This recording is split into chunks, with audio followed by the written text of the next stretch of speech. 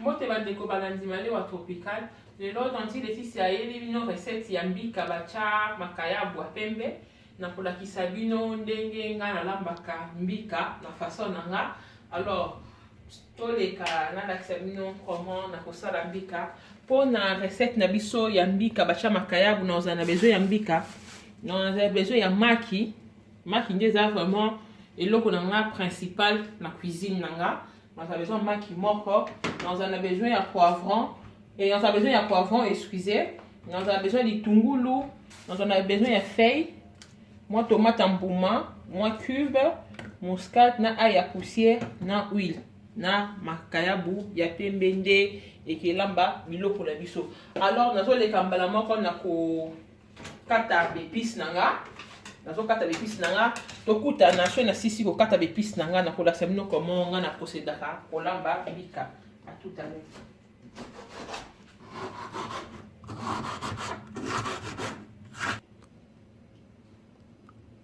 Bandiko balandi malewa tropical awa na sisi ko kata bepisi na biso na kati ndembi na kati litungulu na poivron na kati pe tomate nanga ya mbuma. Mafuta pe kotoyo esili déjà na ko chauffer na ko tia sikoyo ndembe poivron nanga na matungulu na kati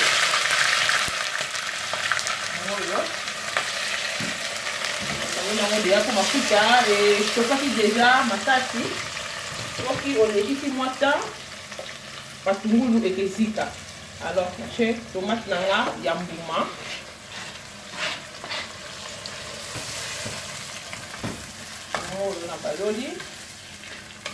comme tomate nanga mbuma ezalaki déjà glacé ekangamaki glace na ozala na besoin ya mai te po yango moko ekebimisa mai.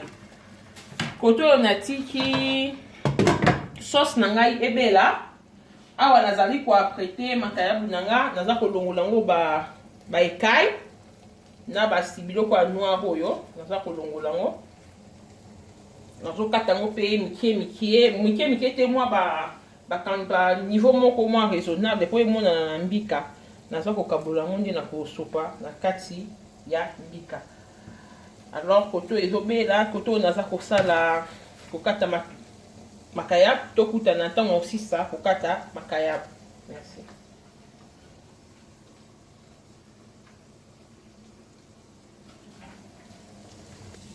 Bandeko balandi malewa tropical awa nauti ko elongola ba bekai ya makayabu nanga yango na chango mpanzi na kati pe makayabu nanga po na kati yango mwa morceau yango ba morceau koto nazali ko sala sauce.